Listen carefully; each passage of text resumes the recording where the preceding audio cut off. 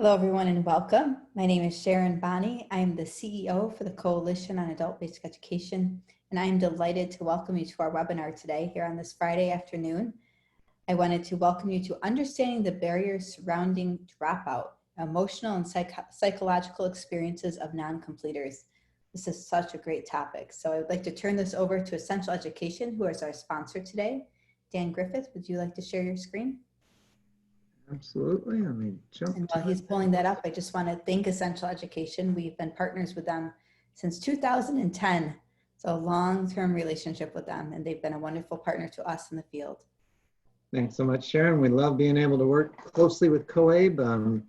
Sharon talks a lot sometimes about our meeting 10 years ago. We've been in a long partnership with COABE, and we were just a small company then, but at this point, we've done so much to create materials to help in adult education. We've tried to listen through COABE, and it's just a terrific source for us for gaining information about what you need in the field and how our programs and products can be built to support your efforts.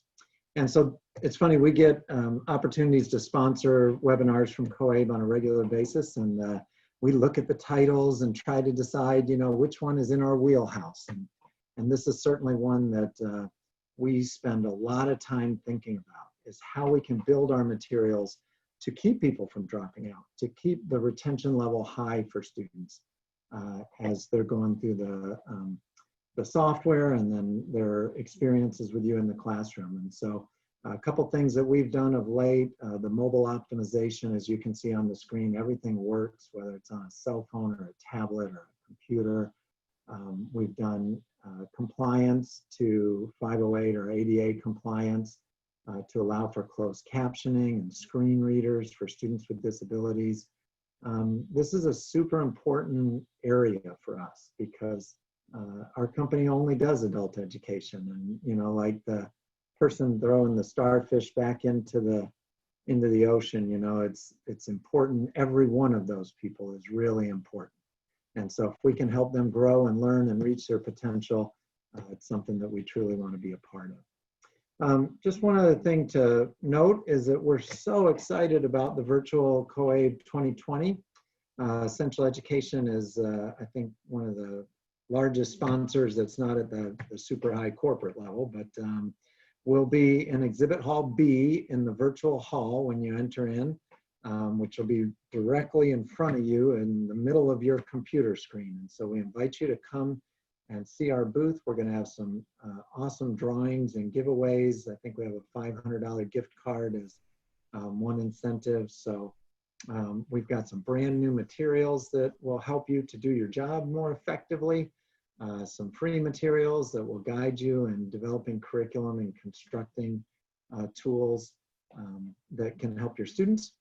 And just come in and talk with us. Let us know what you need. Another part that we really want to get is an understanding of where we need to take our development to most fully meet your needs. So we look forward to seeing you at the 2020 COABE, and don't forget, it'll be right in front of you under Essential Education.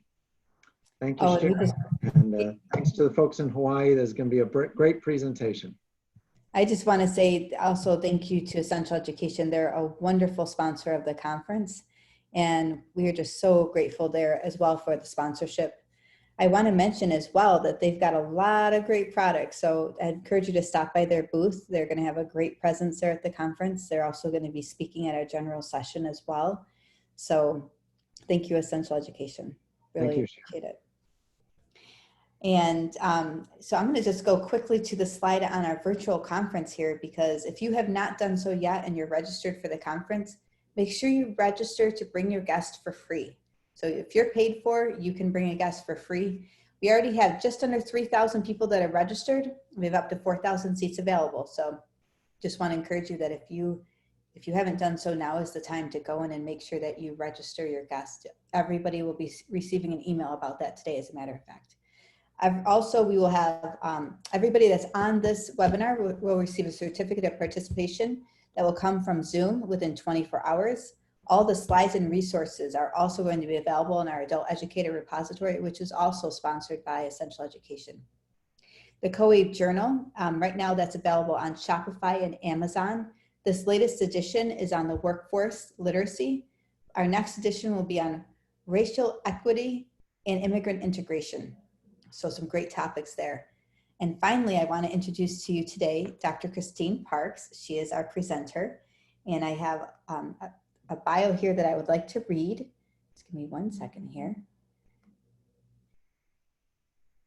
Dr. Christine Parks is from Hawaii and currently lives on the island of Oahu. She's a program coordinator for the Waipahu Community School for Adults and has worked for the Department of Education for 12 years. Dr. Parks has 10 years of experience in adult basic and secondary education. She is a licensed mental health counselor, nationally certified counselor trainer, and is certified to teach general education and special education in grades K through 12. She is currently the coordinator of an adult education transition program that works with dislocated and disadvantaged adults who wish to attend college and or obtain employment. As a coordinator, she also works with workforce partners to expand and establish pathways and opportunities for students in adult education. Her other professional experience includes teaching at-risk adolescents in an alternative learning setting and providing counseling to elementary and high school students who received special education services and required emotional and behavioral support to access their education. So, wow, she's the perfect person to be giving this presentation. So I'm going to stop sharing my screen and encourage everybody to welcome her with comments in the chat and post your questions in the Q&A. Welcome, Christine. Hi, thank you so much for that warm welcome. Make me blush a little bit with that bio. But essentially, I am Christine Park, and I'm so grateful for you all attending this webinar. This is a topic that is very near and dear to my heart, and so I hope that you walk away with some useful information and some strategies that can help you in your work in adult education. I am going to share my screen. Just give me a second here. All right,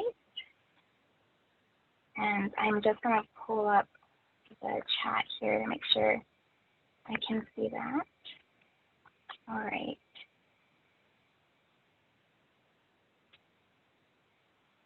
There we go.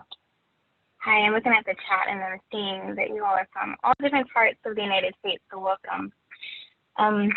I just want to share a little bit, and that bio was kind of intensive and give a good understanding about where I come from, but I just want to provide a little bit of a background and a lens for why this topic is so important to me and near and dear to my heart. I started off in the K-12 system. I was an educator. I learned a lot about teaching strategies and how to help support, learning through differentiated instruction, direct instruction reading and math and so forth, but nothing that I really learned as an educator, as a teacher, prepared me to support students through their emotional and psychological challenges. And so that kind of led me into the field of counseling. I really wanted to be able to support my students holistically. And so I hence went into counseling, and then I was a counselor in elementary and high school working with students. And what I noticed over time is that a lot of students were leaving school, or they were not able to be successful in school, and not because they didn't have the academic skill, but because there were other barriers that were preventing their success, or other barriers that were standing in the way. And as I got more involved in adult education, I was seeing the same students who had dropped out of school that were experiencing the same kind of barriers. But now, as adult education students, they didn't have the connected resources like they might have in the K-12 setting. Or now, as adults, it was their responsibility to seek out resources, and many of our students, they just don't do that. And so that's really what led me to be interested in this topic, understanding those experiences. And this past year, I had the extreme pleasure and honor of working with some graduate students from Chaminade University, Audrey Takei and Vanessa Kavilan.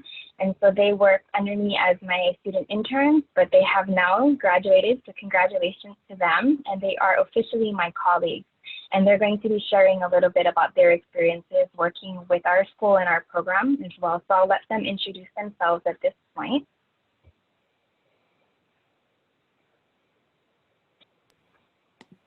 Hi, my name is Vanessa.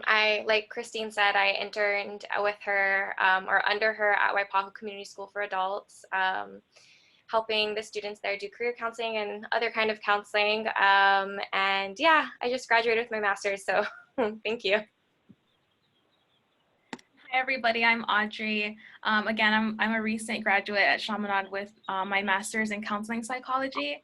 And we were working with under Christine at the Waipahu Community School with adults, working with a lot of students who are trying to get their life back on track. I am a very wellness, strengths-based oriented counselor, so I thought working with Christine was very beneficial for me. Thank you, ladies. All right, so let's move on here. Access to this presentation, you will be receiving the resources through COABE, but I also put together a Google folder, and so if you want to take a screenshot of this or write down this bit.ly link, it's a Google folder with the presentation as well as some of the resources I'm going to share today. So it's just bit.ly/COABE-June 19th. So I'll just go over some of the objectives. These are just some of the things that I hope that you walk away with after this presentation. I hope that you gain a better understanding of experiences, emotional and psychological experiences of high school non-completers prior to their early departure from school, so prior to their dropout and through their enrollment in adult education. I hope that you gain an understanding of high school dropout in connection to mental health, health and economic disparities, and I hope that you learn about barriers surrounding dropout and walk away with some strategies that might help you in your programs and your students support student success.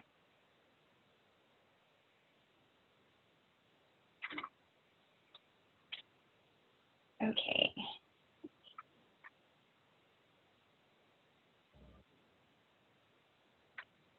Sorry, my screen froze for a second. All right, so I just have a quick thing for you. You can type into the chat box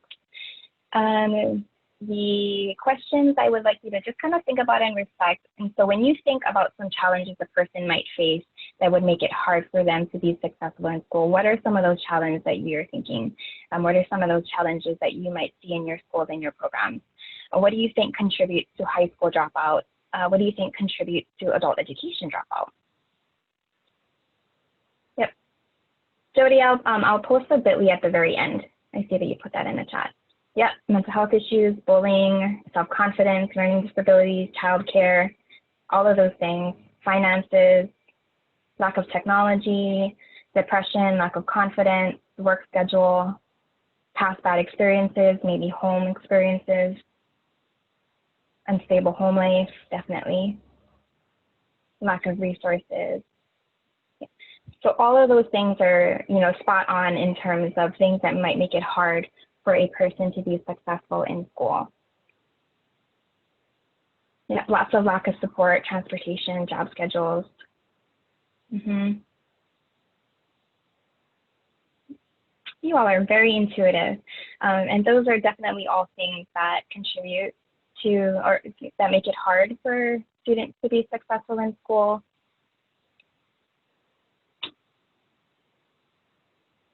Yeah, maybe they've got too many responsibilities. Yeah, exactly. So I'm going to share a little bit about, just provide a background on high school non-completion.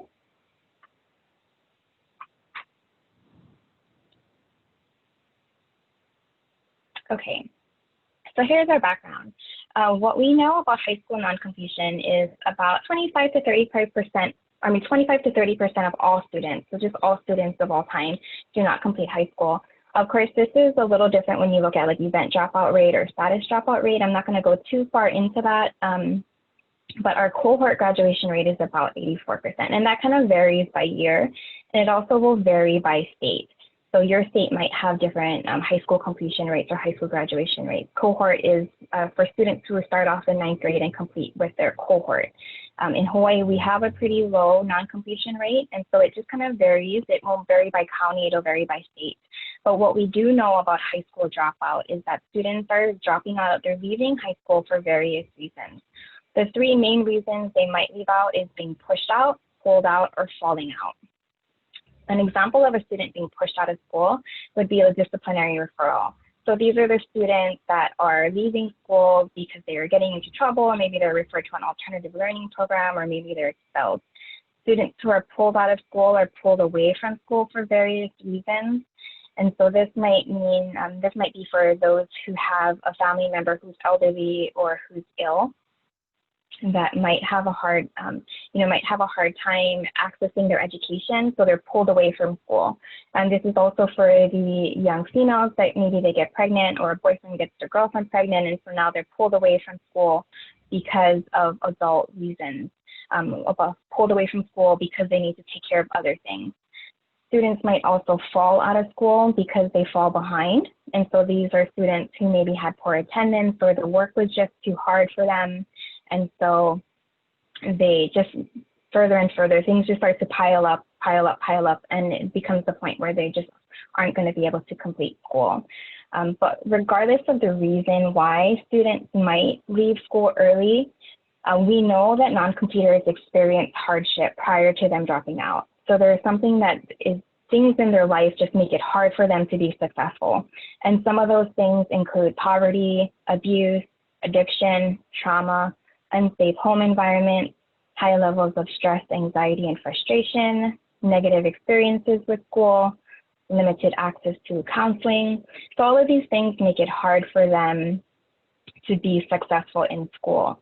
What we do know is that school students could benefit from counseling supports within the school, but for whatever reason, counseling isn't they're just not quite reaching this population.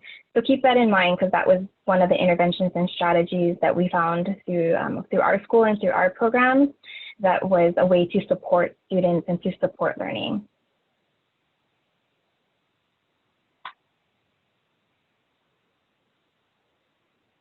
Okay, sorry, there's a little bit of a delay with my,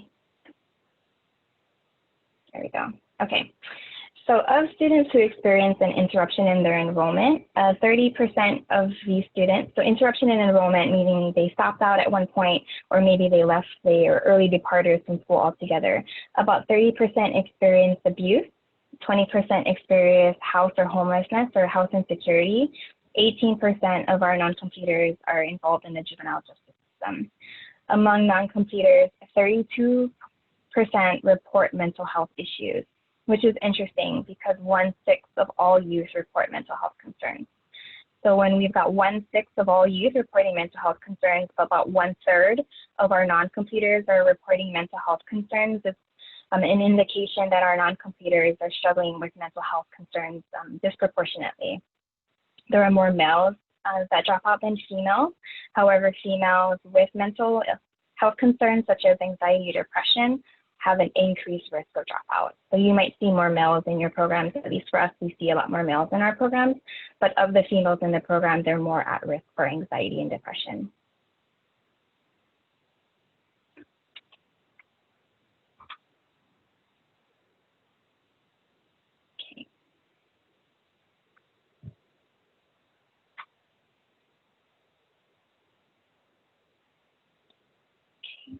Economic hardship is also experienced by our non-completers. About 1 in 5 are at risk of poverty, unemployment, and health concerns. Poverty contributes, of course, to high stress, frustration, and anxiety. The lowers the socioeconomic status, and their increased risk for health, mental health issues, and substance abuse. This is particularly concerning right now as we see the fallout of COVID-19. There's a lot of unemployment. There's a lot of economic unrest. And so we might see more challenges, more frustration. There's high levels of frustration. There's high levels of anxiety. There's high levels of stress. And for non-completers, this is particularly concerning because without a high school diploma or without a high school equivalency, a lot of our student population, they don't have the necessary credential to get the jobs that's going to support a living wage. And so when the economy is kind of in unrest, and we've got this population that, there was just so much stacked up against them before they left high school. And then now as adults, they don't have the necessary credentials to get employment or to get jobs. It makes it a lot harder for them. And so we just see challenge on top of challenge on top of challenge just start to pile up for them. In addition, of course, we've got those emotional and psychological challenges.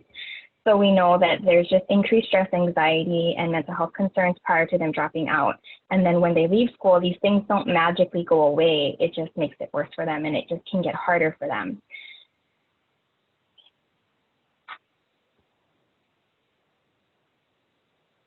Okay. And as a counselor in the school system, that was definitely something that I experienced, that the barriers didn't just go away because they left school. And that's really what led me to wanting to know more. And so through the Waipahu Community School, we conducted a qualitative phenomenological study. I'm not going to go too far into the nitty-gritty details about research. If you want to know about research, I have become an appreciator of research, particularly qualitative research. So I become the research nerd. So if you want to know about qualitative research and lots of the details about the study, feel free to reach out to me and I'm happy to share that information with you. But we conducted a qualitative study. And it's important to note with qualitative study, the intention isn't for the research to generalize. It's really to just grab an in-depth understanding of a specific population of a phenomena. And so we were looking at the experiences of adult remedial learners, so those who are in high school equivalency programs, their experiences with emotional and psychological challenges prior to them dropping out, and what that meant for them now that they were enrolled in our adult education program. And so I conducted interviews with participants. The interviews were recorded and transcribed by hand verbatim, and I went through each of the interviews, pulled out themes, tried to uncover the rich meaning of each participant to really get a good grasp for participant experiences. And then I would move on to the next interview, do the same process, compare those interviews with the interview prior, so to really just kind of grasp the themes, the commonalities across participant experiences. So we had 7 that were enrolled in our high school equivalency programs. Our target population was 18 to 24, and this is the period of emerging adulthood. And so this 18 to 24 group was targeted specifically because it is emerging adulthood. And this is going to be that transitional period into adulthood where there's lots of turmoil and, figuring out who they are as individuals and what they, what life is going to look like for them. And so there's this particular age group was selected intentionally. We sampled students who spoke English as their primary language. So we're looking at high school equivalency versus like an ELA program. And they needed to have self-reported having some emotional or psychological challenge and be enrolled in our high school equivalency courses. So overall, the research question of how do adult remedial learners experience emotional and psychological challenges prior to dropout and through enrollment in a high school equivalency program. And it's worth noting that all but 2 participants were pretty early on. They had just enrolled and it was pretty early on in the term. And so they were still very excited and optimistic. 2 of the participants had enrolled with us several times and had dropped out and come back a few times. So it's also good to note that this is purposeful sampling, meaning that there was a specific criteria of students that we were looking to sample for this study. However, with our program, we're kind of spread out throughout the community in various, a main campus, a couple main campuses and different satellites. And so the individuals for this study were kind of spread out. They didn't necessarily have any relation to each other. They weren't necessarily all in the same class or all part of the same community. So it's pretty random in that sense. We put out the call for participants and we had volunteers and they came from different programs and different communities within our school.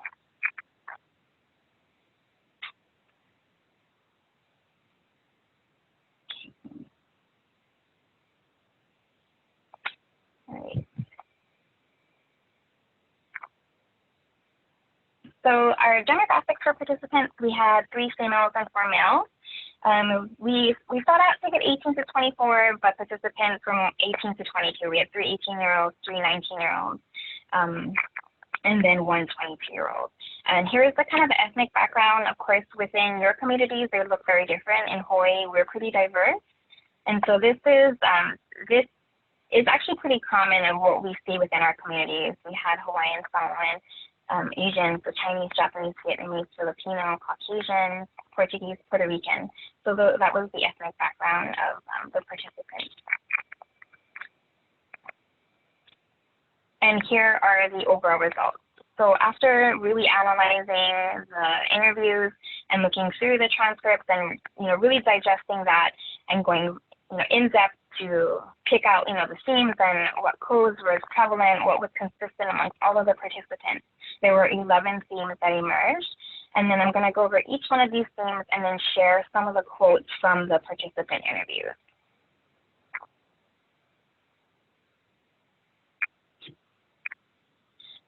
So the first thing was external adversity, and this was defined as adversity that's outside of a participant's control. So these are things that were outside of their control. All of our participants had experienced, all of our students in the study had experienced adversity prior to dropping out, and this contributed to their dropout of high school. This is prior to them leaving high school, and it contributed to their leaving high school. 7 out of 7 participants experienced poverty. 4 out of 7 participants had some kind of major life event. 6 out of 7 lack of stability, and 5 out of 7 they reported being forced into adulthood. So they had to take on adult responsibilities as a emerging youth in their elementary, in their middle school, and in their high school years. So when talking about poverty, one participant said, it was just hard to provide for one of us. Not everybody can afford to go to school. For us, being in school was a luxury. And keep in mind that this student attended free, appropriate public education. So for her and her family, it was hard for them to just go to public school. And when I asked her a little bit more about that, she shared, she said, Miss, in order to go to school, I have to be able to get there.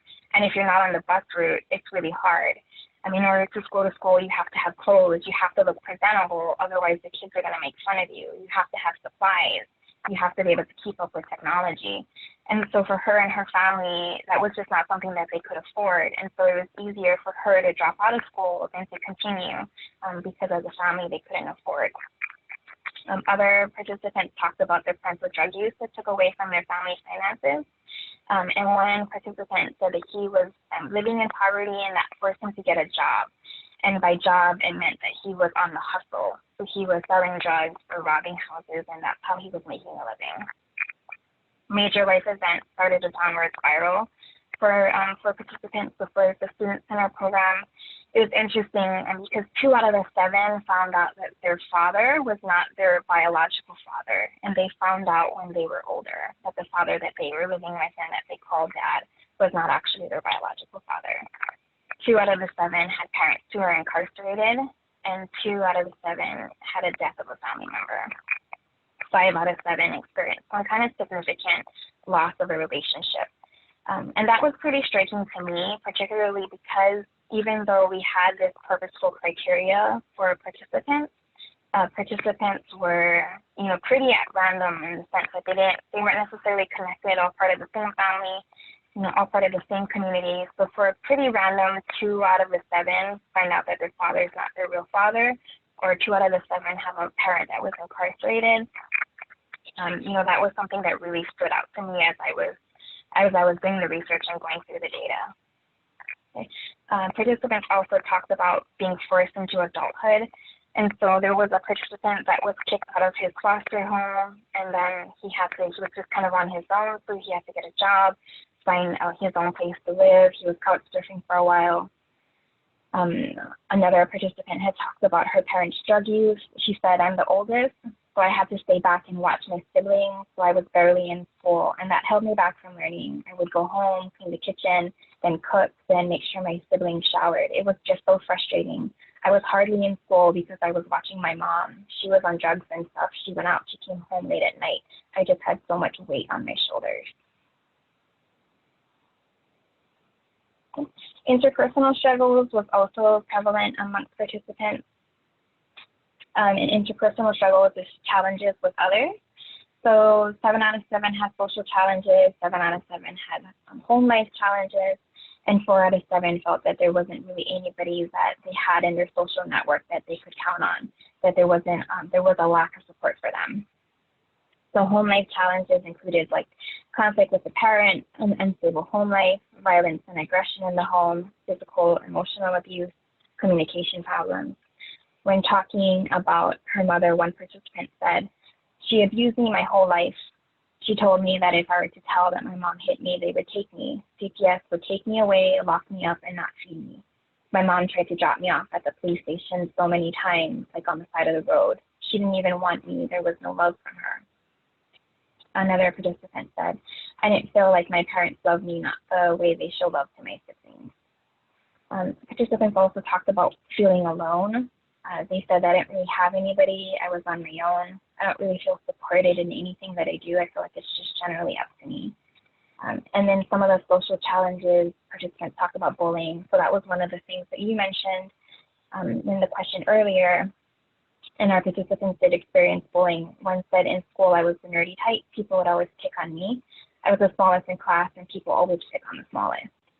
And so these were just some of the social challenges. A lot of the participants talked about wanting to keep to themselves and feeling different. In part, it's because they were poor, or they came from broken homes, or they were abused. One participant said that she didn't really want to get close to anybody because she would have to lie about her home life. She'd have to lie about the abuse from her mother. Others were embarrassed that their parents were drug addicts or that were addicted to drugs. Others were embarrassed that their parents were in jail. And this kind of resulted in them pushing away from others and not really establishing close social networks, not really connecting with anybody in school because they felt like they had so much to hide and they didn't want people to be they didn't want people to feel bad for them. This was something that they were very ashamed of. And so it resulted in them being social pariahs. And as they got older, they started to socialize with the wrong crowd, which is the crowd that had similar challenges and similar barriers. And so that resulted in them ditching school and maybe using drugs and so forth.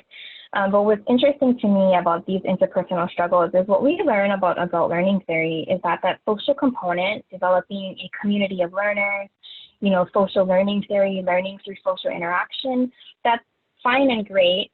But when we look at what this information is telling us is we've got this population of people, they may not necessarily feel comfortable in social interactions. They might not feel comfortable connecting with others and learning with others, especially if they're feeling ashamed and like they have so much to hide. And so when they were in high school, they didn't really connect and socialize and build those strong networks. They didn't really build those support systems within the school. And through adult learning theory, and I'm guilty of this myself within the program that I coordinate, trying to develop this community of learners, but for our participants, for our students, it may not be something that they necessarily feel comfortable with. It may not be something that they feel supported in. It may not feel safe to them, especially if they don't have those social skills as part of their, their prior learning experiences. And so that was one of my takeaways when I was really diving into the research.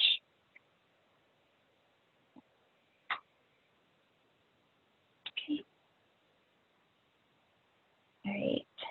I'm looking through the chats and I'm noticing that some of you are having some audio problems. Sharon, I'm not sure if there's anything we can do with that. Oftentimes that's related to their own Wi-Fi access. So I would I'd encourage you guys to keep this up on your screen, but maybe call in. If you pick up the phone and call in on that number that you that was associated with the webinar, then you can listen to it and also see it. Okay, thank you, Sharon. All right. Okay, so emotional struggle, participants talked about an emotional struggle. Anxiety, frustration, regret, anger. We know that females are more likely to experience anxiety and males are more likely to experience anger. And that was very consistent with my research. That was something that had come out as well. The females reported anxiety and the males reported anger. Poor coping skills was experienced. These feelings of being alone and feeling regret. When talking about some of the difficult emotions, one of our students or participants said, I would have anxiety that I would never finish school. I feel like what's preventing me is my anxiety. The second time I returned to school to get my diploma, I was like, I'm going to finish this time. I'm going to try. I'm going to finish. But then the anxiety happens. So now that's something that's stopping me. And I'm like, now I can't get my diploma. If I can't get my diploma, I can't go to work. I can't do anything. How am I going to get money for my kids? And so this was a participant that had been with us for a few terms, and she had come and gone, and she had dropped out several times. And her anxiety was really what was preventing her from being successful in school. Participants talked about feeling alone, just kind of like they were on their own, that they didn't really have anybody to turn to, and that was part of their challenge.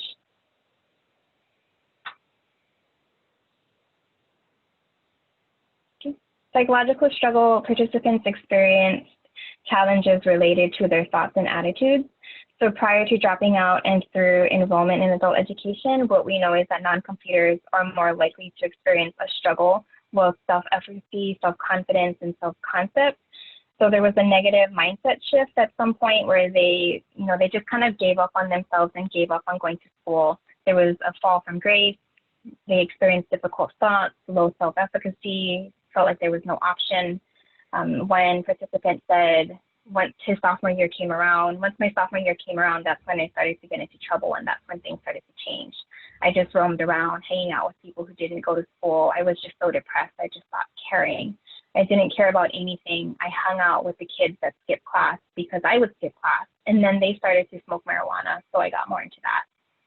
So at some point, when they were in high school, it was just, they were either getting into trouble more, or they just weren't doing as good as they were previously, or things just started to pile up for them and they just kind of gave up altogether. And that led to them having low self-efficacy. One participant said, I broke down. I was just so disappointed in myself. I felt stupid. I didn't have the confidence.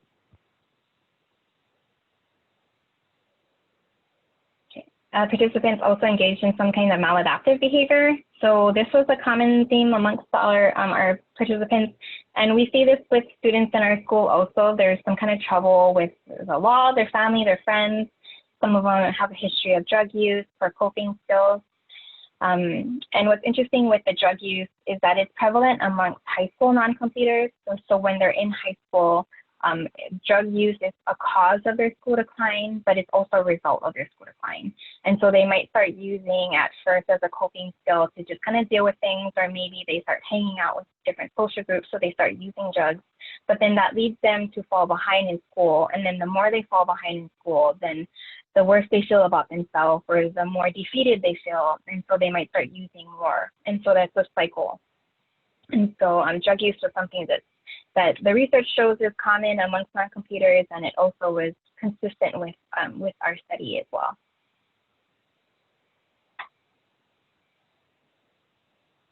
Okay, poor coping. Students talked about hanging out with the wrong crowd just to do whatever. School struggles. Students struggled with school prior to and after dropping out. There was a lack of consistency for some of them.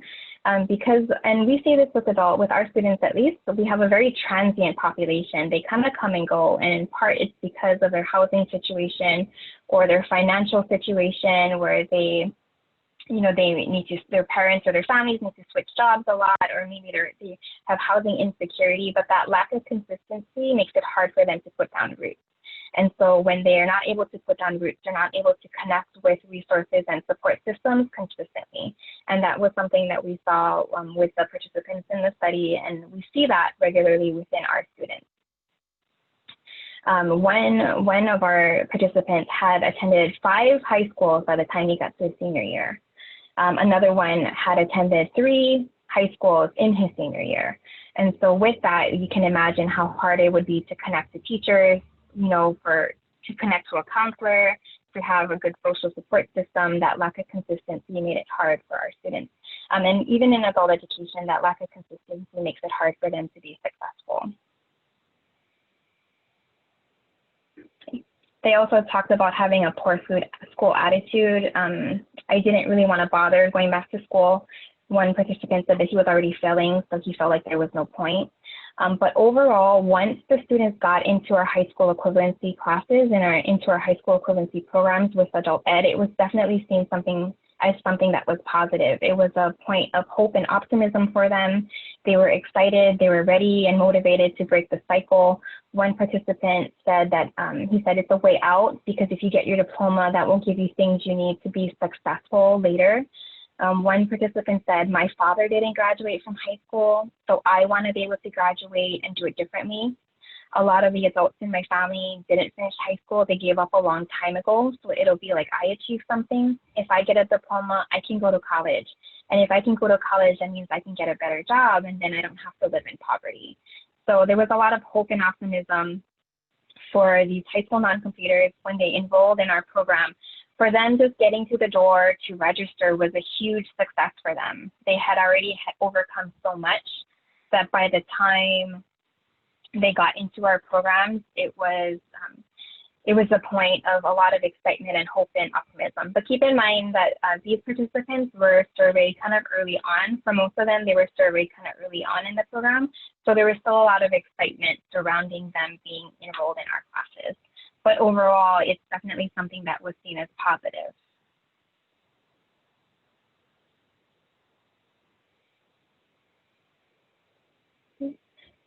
And participants also talked about feeling confident.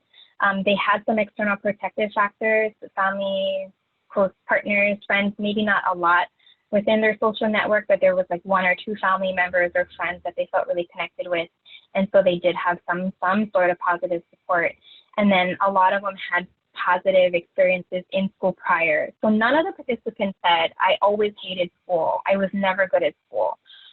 All of the participants said that at one point they were excited about school. At one point they used to be good in school. So even if it was in the 3rd grade, I was really good in school, or I used to be really good at sports in school, they could all recall a time that they were doing well in school and that they were excited. So for all of them, school still held a soft spot in their heart, where they had felt safe and felt successful at one point. And so that was huge for students, because they can tie back and think back to a time that school was something positive for them. And so as staff and as counselors, that's something that we help them to reflect on times that they were successful instead of focusing on the things that they were not successful in. So that's part of a strengths-based approach that I'll talk about a little bit later.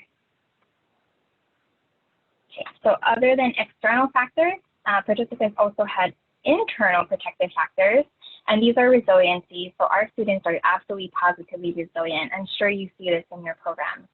Participants also had some kind of positive mindset shift where at some point they were like, you know what, I can't do this anymore. I need to change my life. I need to get my diploma. This is something, the path that I was on is just not working for me. And so there was some kind of shift where they were motivated. Participants also talked about having some kind of positive coping skill, whether it is listening to music or going for a walk, and spirituality was huge with participants. Also 4 out of 7 reported going to church or praying, and that was a source of an internal protective factor for them. All right, there's just 2 more. Counseling was seen as positive.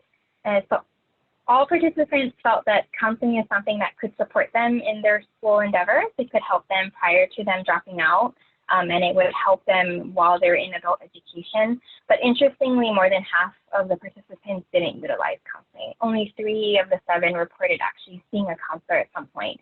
And 2 of those people had saw an outside therapist. So not somebody that was in the school that could help support them. And the reason why is because there's limitations. So they recognize that there's lots of barriers surrounding counseling.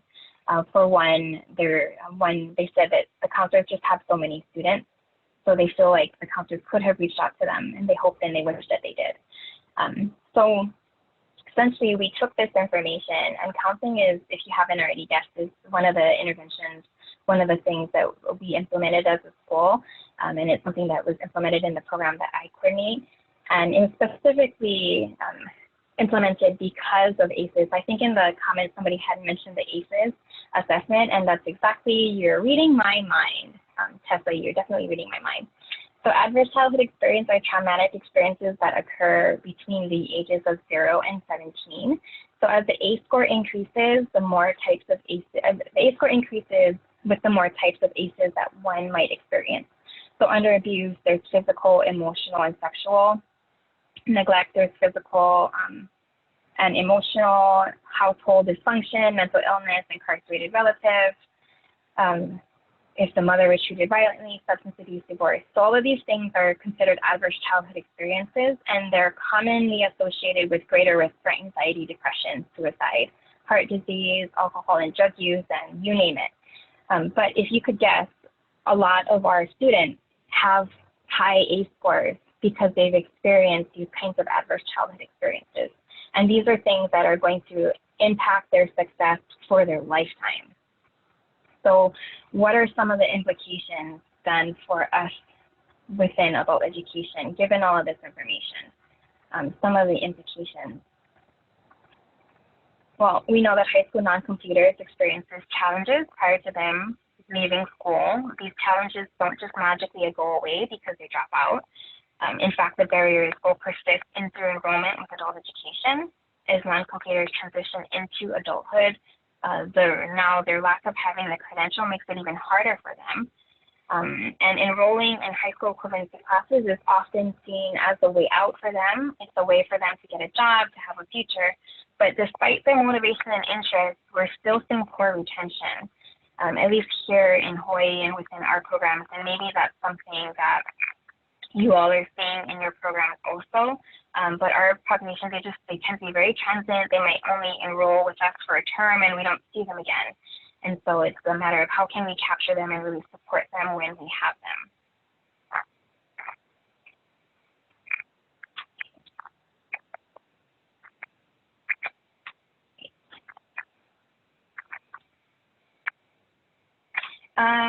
Let's see. Okay, so we're going to move into counseling and transition services. So given the information that I collected from the study, and given all of the background information and knowledge, we really, as a school, we wanted to support our students more holistically. And so some of the things we implemented was counseling services. Our ICANN program has an embedded counselor within the program. So we have a language arts teacher and a math teacher and a counselor that works with students to develop a transition plan. I also started a counseling corner. So this was something that when we hired counselors, or if we had teachers that were going to be talking about guidance things in class, we created this Google Classroom. And I'm so grateful for COA because they gave us the Google Bootcamp, which gave me the skills to how to put this together. But this is an example of our counseling resource corner. And it was a place that our counselors could go because our program is kind of spread out, where our teachers don't have a lot of time to collaborate with each other. And so this was a way for our counselors to be able to connect with each other and share resources. Okay. So we have this counselor corner, and then transition plans.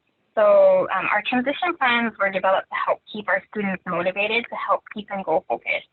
We were struggling with retention, and we wanted them to keep their eye on the ball, keep the end goal in mind. And so here is a sample of the transition plan that we utilize.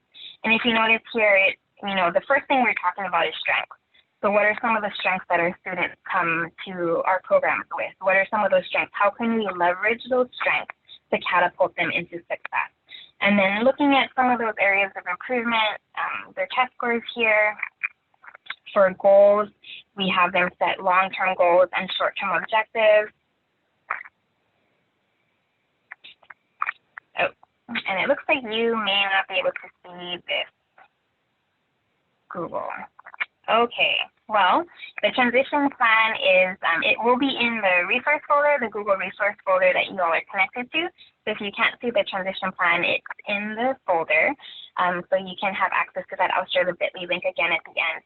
But essentially our transition plan helps our students. It was a way for us to help students plan and focus on their future, looking at their strengths, having them set SMART goals so that we could track and monitor their progress, looking at sequential successes, so small measurable goals at a time. Maybe it was just them coming to school for a period of time, coming to school regularly was their goal. And it was a way for them to keep in mind the purpose and reason why they were enrolled in our program.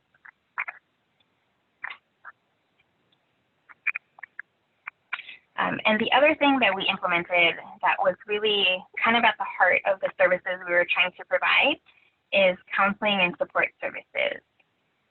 So our counseling and support services focused on wellness, career transition planning. The wellness approach we use utilize the dimensions of wellness. And so in our folder, there will be the dimensions of wellness assessment. I encourage all of you to take it as well. Our counselors provided individual and group counseling, help to build rapport and connection, help to build self-esteem, academic self-confidence, strength-based. We focus on strength-based solution-focused strategies. And it was always forward-focused.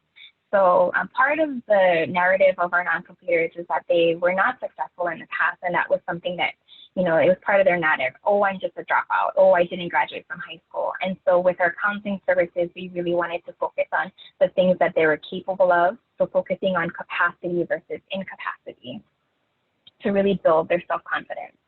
And so I'm going to have Audrey and Vanessa share a little bit about their experiences, because they were, really boots on the ground, working with our students, helping them develop the transition plans. And so congratulations to them again. They are recent graduates, and so they have officially become my colleagues.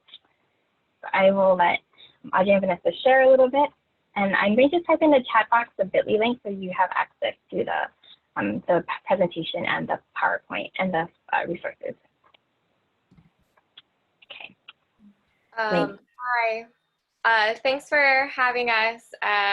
So like what Christine was saying, we recently just graduated, and a lot of what she was saying in her presentation, what Christine was saying is really reflected what we experienced. I specifically this past term, I had a few, or the term before last, I had a few students often talk to me about having left high school due to getting into fights at school. And what I had experienced with them is they're very, those particular students were very hard to talk to, very withdrawn. They didn't really trust me. They didn't really talk to anyone. And when I asked them, when they told me that's why they stopped going to school, because they were getting into fights, and I asked them, oh, like what was going on? What happened with those fights and stuff. And I had a few students tell me, oh, I don't know, no one's ever asked me that. I've only been told not to fight at school. So that was a pretty interesting experience. I've also experienced a student coming to me and talking to me about being heavily bullied in school. And it was 3 months before she was supposed to graduate. And she was heavily bullied and left. And that particular time, she came came to me out of nowhere and just cried to me for an hour.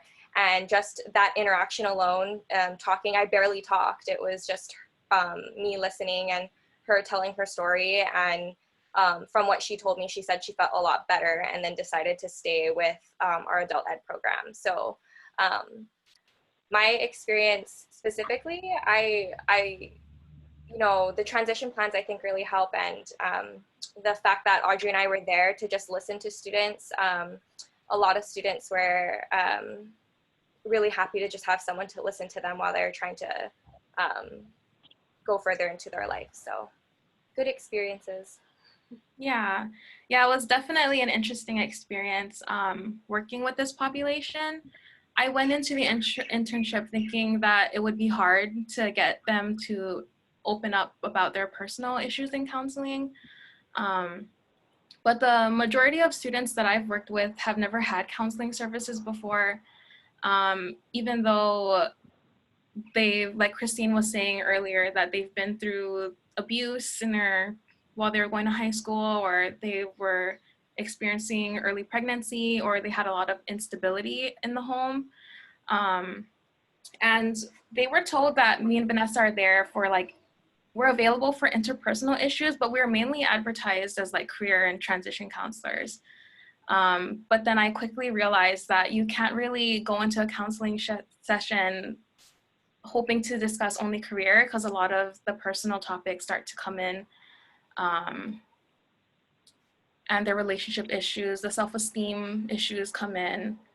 I think building rapport, at least for me, was pretty easy most of the time. And I think it was easy just because we are advertised as career and transition counselors. So it's a lot less threatening for the students to think, oh, I'm going into the office to see a counselor to talk about my feelings, versus I'm going in to figure out a plan of what to do next.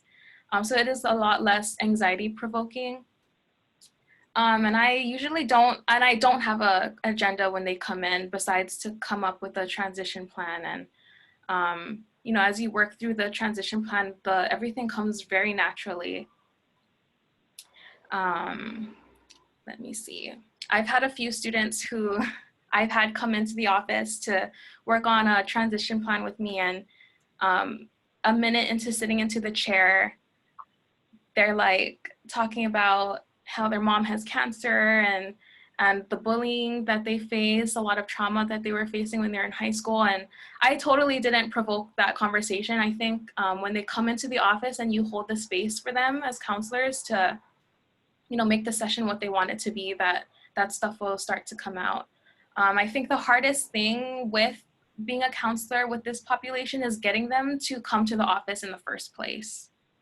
But once you start to have them come in regularly, it starts to get a little bit easier, and you can really see that they appreciate having someone to listen to them. And unfortunately, I haven't been with the community school for a while, so I haven't been able to see any like success stories yet. But for me, the success was having them come in and talk and see the little mindset changes throughout our time working together.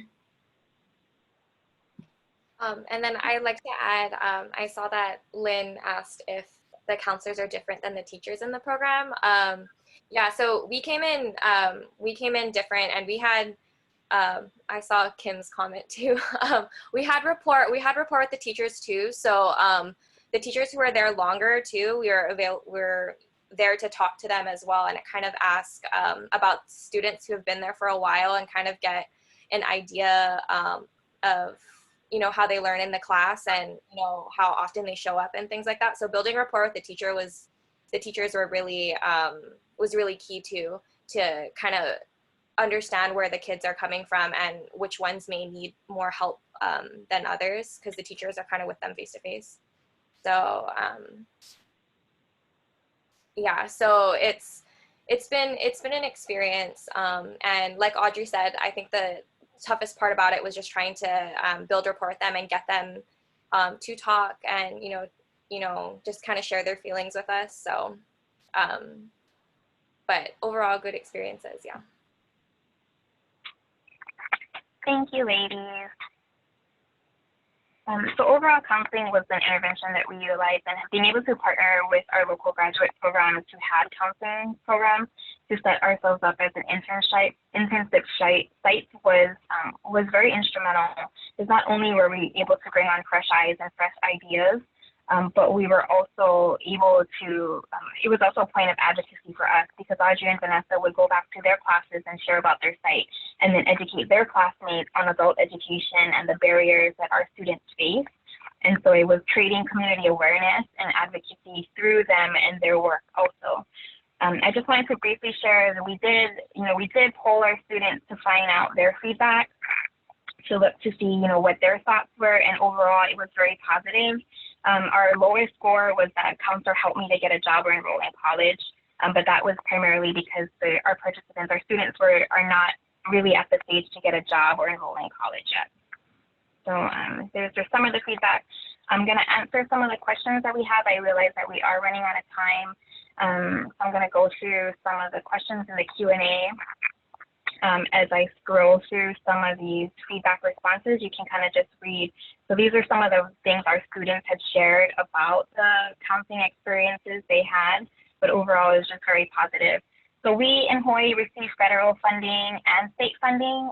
There's no funding for counseling services other than we hire our counselors. So all of our staff are part-time teachers. And so we use some of our funding to hire part-time teachers. But there wasn't a funding stream between our partnerships with the university, with Chaminade University and UH. The sample size is small because it's qualitative research. So generally with qualitative research, you're trying to capture very rich in-depth information to understand the phenomena, and then you would later follow up with a quantitative. So if anybody wants to do a follow-up study, I would be definitely interested in that. Right now we're meeting virtually because our in-person stuff is kind of shut down because of COVID, but initially the counselors were meeting one-to-one in person, and then they started to provide the telecounseling as we rolled into distance learning. Yep, you will get a copy of the presentation. I am the one that did the study with I was the one that conducted a lot of the interviews. And what I noticed is the ones who volunteered really wanted to share their story. And the last question I asked them was, why, what was it about it? Why did you want to participate in this story? And several participants said that people need to know. I'm just grateful for an opportunity to share my story because people need to know what we go through. And that was kind of the common consensus amongst participants in the study is they wanted people to know. And it was, if sharing my story can help the next person, then I'm all about it. And so the rapport part for the interview, for the research, at least, because they were wanting to share their story to help others, they very naturally were open and willing to share about their experiences through. And I think I'm very fortunate in that sense that they were open and willing to share. So I hope that answers that question. Okay, let's see. There were some questions in the chat here. Yep, thank you. Vanessa, you answered the counselor difference from teachers. Okay, Sharon, I know that we are at 9 o'clock now, and I want to be mindful of everyone's time. Right. I just want to thank you so much. I mean, this has been an incredibly helpful webinar, and I've launched here the webinar poll, which is in progress. I want to thank everybody for taking time to complete that. But I really want to thank each of you here, our presenters, for making time on this beautiful Friday afternoon.